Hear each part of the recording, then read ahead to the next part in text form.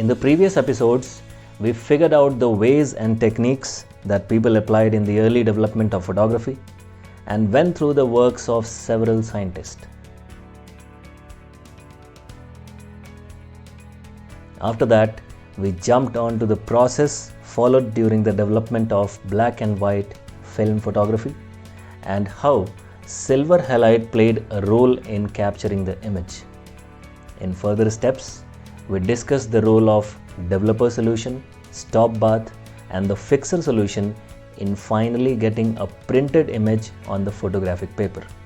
So if you haven't gone through the previous two episodes, I would say please have a look at those first and then proceed. Alright, so today we are here to discuss the process of development of colored photographs.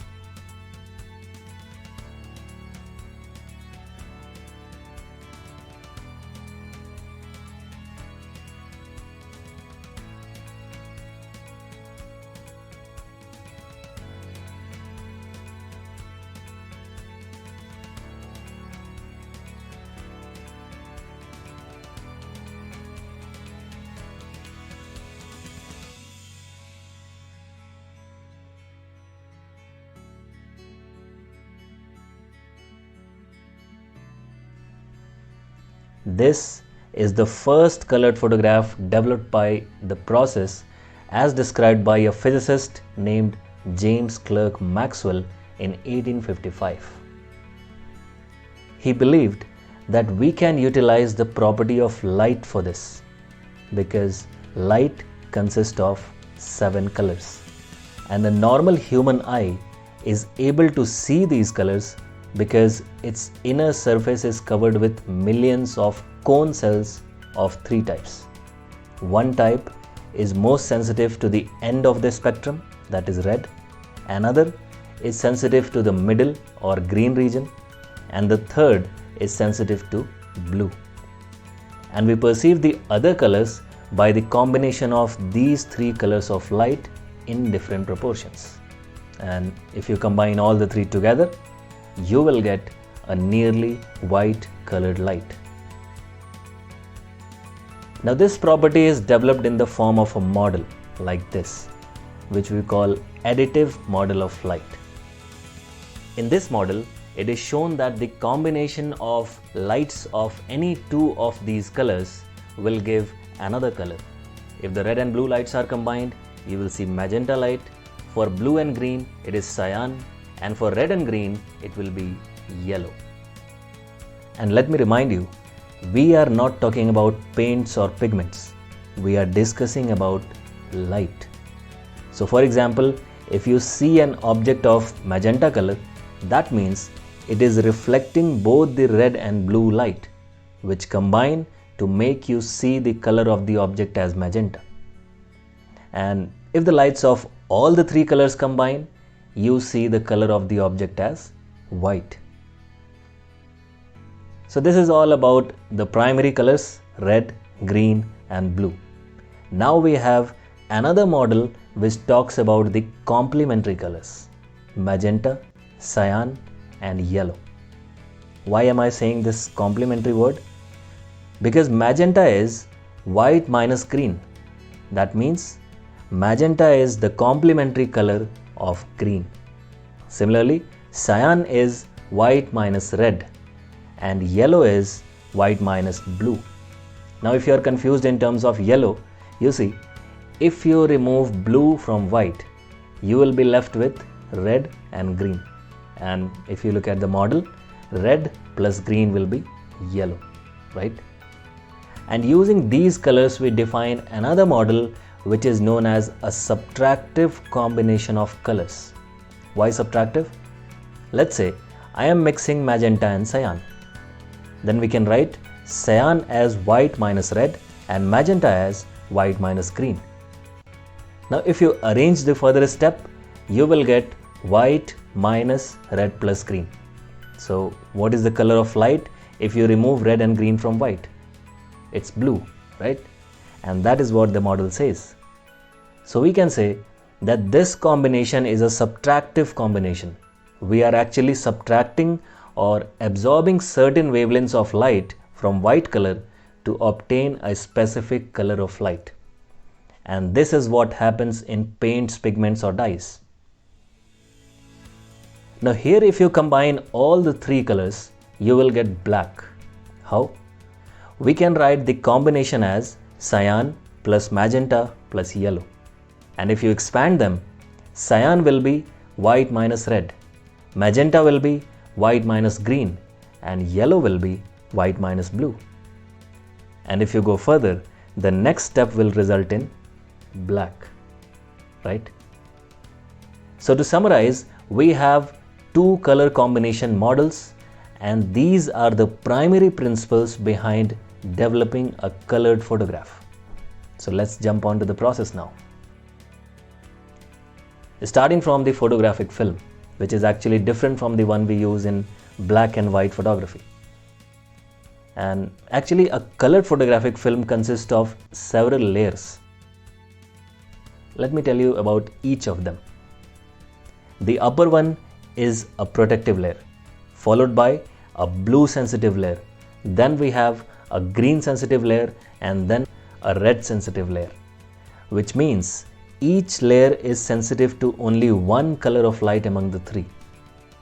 Now, other than these layers, there are few more protective layers as well, but we need to focus on these three layers right now to understand the development process. Now the first question is, why am I calling the layers as color sensitive? And the reason lies in its construction. Each layer contains a gelatin emulsion in which there are small crystals of silver halides, which can be silver chloride or bromide. And along with that, another chemical is added to it, which we call a dye coupler. And that makes the layers sensitive to lights of different colors. Now, we need to know what is the role of dye coupler in further steps. But before proceeding, again I am telling you, have a look at the previous episode to get a clear understanding.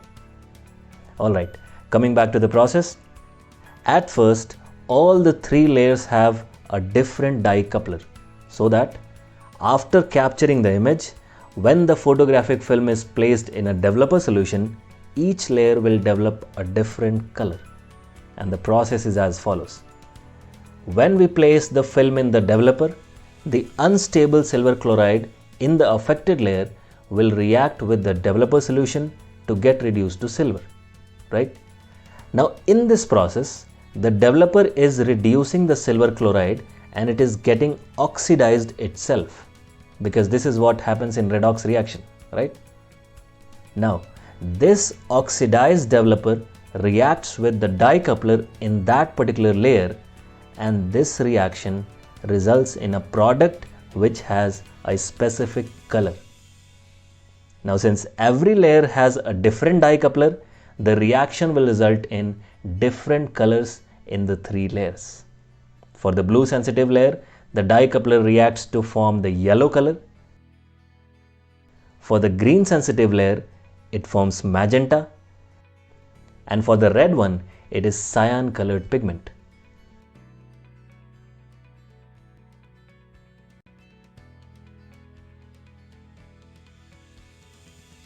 And that's why when we develop the negative image by the process as discussed in last episode, we get something like this.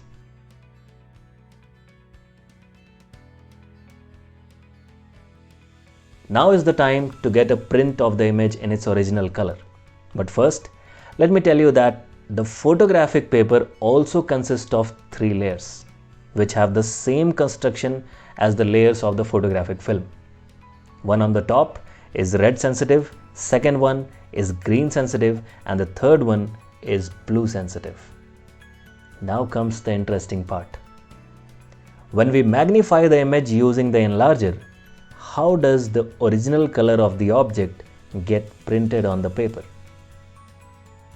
I will tell you about one color, let's say red, and you can figure out the other two. Ready? Alright. So as discussed previously, the red color in the actual object has formed a cyan color on the negative, right? Now when the light passes through the cyan color in the negative, it will transmit a light of the same color. And as we know, the light of cyan color is a combination of blue and green light, right? So it will affect and form the image in both the blue sensitive layer and the green sensitive layer in the paper. Now when this paper is placed in the developer solution, again by the same process as in case of negative, the blue sensitive layer will develop a yellow color and the green sensitive layer will develop a magenta color. Now if you imagine a bit, there is an overlap of magenta and yellow color in the paper at the same point, right? So what will be the result of this combination? Red, as you can see from the model, right? And hence the red color in the actual object will appear red on the paper as well. Now you can figure out the same for the blue and green color as well. And this is how an exact image of the same colors is developed in the developer solution. After the developer, the paper is placed in a stop bath to stop the developer action, just like in case of black and white photographs. And then we have an additional step in this case. It is called the bleaching process. The paper is placed in a bleach, which is basically an oxidizing agent, and its work is to oxidize silver back to silver chloride, because we don't need it anymore, right? We have already developed the colors. Next, we dissolve and wash out the silver chloride with the fixer solution. And finally, we get a beautiful colored photograph.